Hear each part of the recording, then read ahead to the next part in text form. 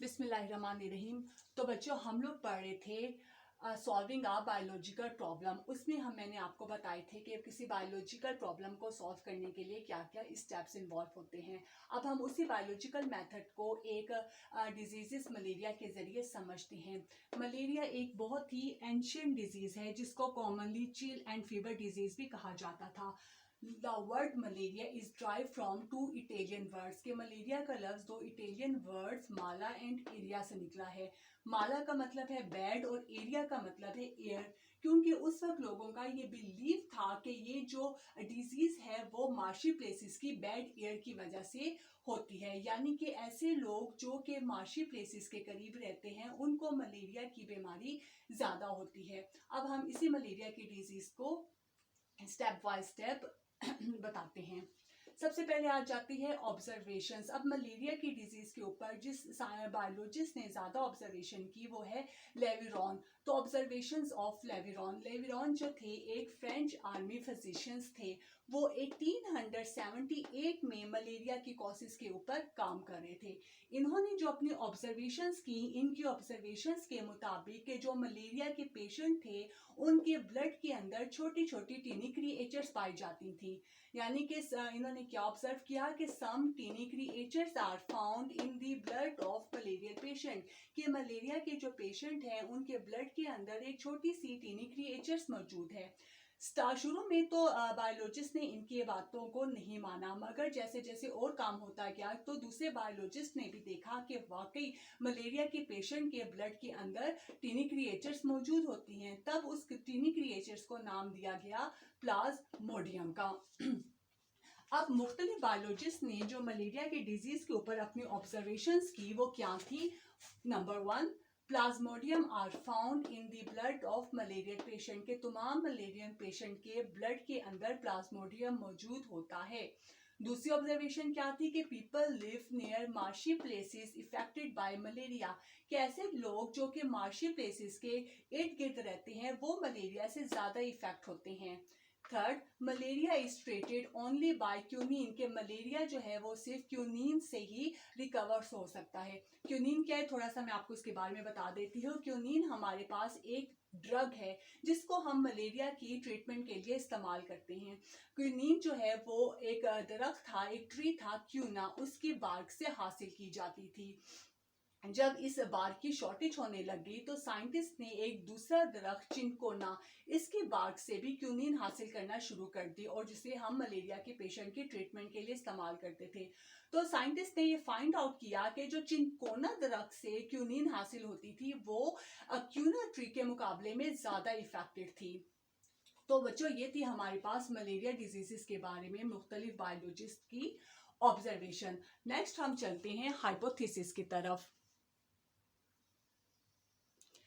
जी, तो उन ऑब्जर्वेशन की बेस पर मलेरिया की जो हाइपोथेसिस बनी वो ये थी, malaria is due to plasmodium, के मलेरिया जो है वो प्लाज्मोडियम की वजह से होता है।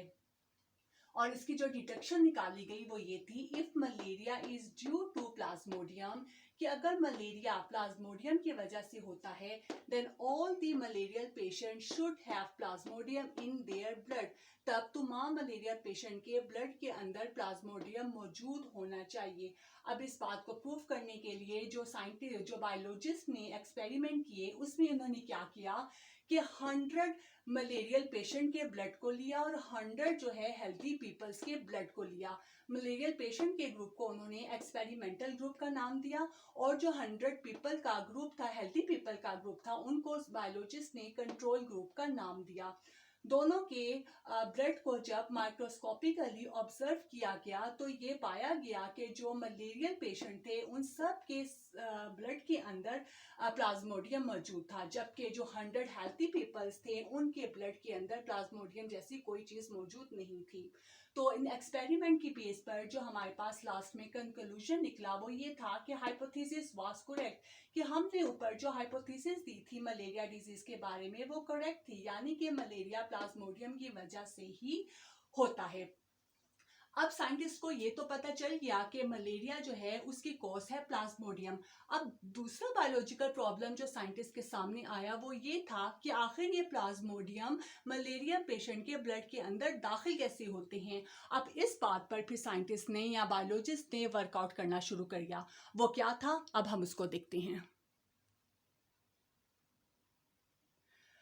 तो अब इस प्रॉब्लम के सॉल्व के लिए एक अमेरिकन फिजिशियंस थे AFA किंग। उन्होंने 1883 में अपनी ऑब्जर्वेशंस की। इनकी क्या ऑब्जर्वेशंस थी? इन्होंने ये ऑब्जर्वेशंस की कि पीपल हु स्लेप्ट आउटडोर्स और who lived on marshy places mostly affected by malaria. इन्होंने क्या ऑब्जर्वेशंस की कि ऐसे लोग जो कि आउटडोर पे सोते हैं या वो लोग जो कि मार्शी प्लेसेस के नज़दीक रहते हैं वो मलेरिया से ज़्यादा इफेक्ट होते हैं। दूसरे ऑब्जर्वेशंस जो AFA किंग ने की वो ये थी कि mosquitoes are found in marshy places, कि उन मार्शी प्लेसेस के इर्द गिर्द मॉस्किटोज बहुत पाए जाते हैं। तो अपनी इन ऑब्जर्वेशंस की बेस्ड पर इन्होंने जो हाइपोथेसिस बनाई वो ये थी कि mosquitoes are involve in the separate of malaria, कि हो सकता है मॉस्किटो से इन्वॉल्व हो मलेरिया फैलाने में। अपनी इस हाइपोथेसिस से जो इन्होंने डिटेक्शन निकाली वो ये थी कि if mosquitoes are involve in the separate of malaria then mosquitoes should have plasmodium in their blood, कि अगर मॉस्किटोज ही इन्वॉल्व है मलेरिया फैलाने में तब मॉस्किटोज की बॉडी के अंदर लाजमी प्लाज्मोडियम मौजूद होना चाहिए। अब उनके हाइपोथेसिस और डिटेक्शन पे एक हमारे पास ब्रिटिश फिजिशियंस थे रोनाल्ड रोज। उन्होंने एक्सपेरिमेंट किए। अपने बहुत ज़्यादा एक्सपेरिमेंट की बेस पर उन्होंने जो कंक्लूजन्स निकाला वो ये था कि एक फीमेल मॉस्किटोज हैं वो मलेरियल पेशेंट के अंदर प्लाज्मोडियम दाखिल करने का सबब बनती है। और उन्होंने अपनी एक्सपेरिमेंट के जरिए ये भी देखा कि यही फीमेल मॉस्किटो जो है वो ये प्लाज्मोडियम एक इन्फेक्टेड पर्सन से एक हेल्दी पीपल के अंदर भी ट्रांसफर कर सकती है। इसी पर और भी साइंटिस्ट थे जिन्होंने अपने एक्सपेरिमेंट किए। जी, तो 1898 में बहुत सारे इटालियन बायोलॉजिस्ट थे। उन्होंने ह्यूमन बींग्स के ऊपर अपने एक्सपेरिमेंट किए ये जानने के लिए कि इस मॉस्किटो ही प्लाज्मोडियम फैलाने की वजह है या नहीं। उन्होंने क्या किया कि एक फीमेल मॉस्किटो जिसका नाम है एनोफेलिस, जिसकी बॉडी के अंदर प्लाज्मोडियम के जर्म्स मौजूद नहीं थे, उन्होंने इस फीमेल एनोफिलिस को अलाउ किया कि वो एक मलेरियल पेशेंट को बाइट करे। जब उस मॉस्किटो ने इस पेशेंट को बाइट किया और बाइट करने के बाद वो प्लाज्मोडियम उस मॉस्किटो की बॉडी के अंदर दाखिल हो गए। उसके बाद उन साइंटिस्ट ने उस मॉस्किटो को अलाउ किया कि वो एक हेल्दी पर्सन को बाइट करे। जब उस मॉस्किटो ने हेल्दी पर्सन को बाइट किया तो कुछ अरसे के बाद वो पर्सन जो है मलेरिया की वजह से इल हो गया। और जब उसके ब्लड को ऑब्जर्व किया गया तो देखा गया कि उसके पेशेंट के अंदर ब्लड के अंदर प्लाज्मोडियम मौजूद थे। ये वाले एक्सपेरिमेंट काफ़ी पर्सन्स पे किए गए। एक्सपेरिमेंट के बाद ये प्रूफ हो गया कि फीमेल एनोफेलिस ही जो है वो प्लाज्मोडियम फैलाने की वजह हो सकती है। तो इन सारे एक्सपेरिमेंट की बेस पे जो साइंटिस्ट ने या जो बायोलॉजिस्ट ने कंक्लूजन निकाला वो ये था कि मॉस्किटोज ही मलेरिया फैलाने के लिए रिस्पॉन्सिबल होते हैं। और female anopheles transmitted plasmodium from patient to a healthy peoples, और जो फीमेल मॉस्किटो एनोफेलिस है वो ही रिस्पॉन्सिबल है एक पेशेंट से हेल्थी पीपल के अंदर प्लाज्मोडियम ट्रांसमिट करने में। आई थिंक सो बच्चों कि आपको ये सब कुछ बहुत अच्छे तरीके से समझ आ गया होगा। अगर आपको ये सब समझ आ गया हो, आपको मेरी वीडियो अच्छी लगी हो तो प्लीज़ मेरी वीडियो को लाइक कर दें और मेरे चैनल को सब्सक्राइब कर दें। Thank you so much. इंशाल्लाह ताला आपसे मिलते हैं नेक्स्ट टॉपिक के साथ। तब तक के लिए अल्लाह हाफिज़।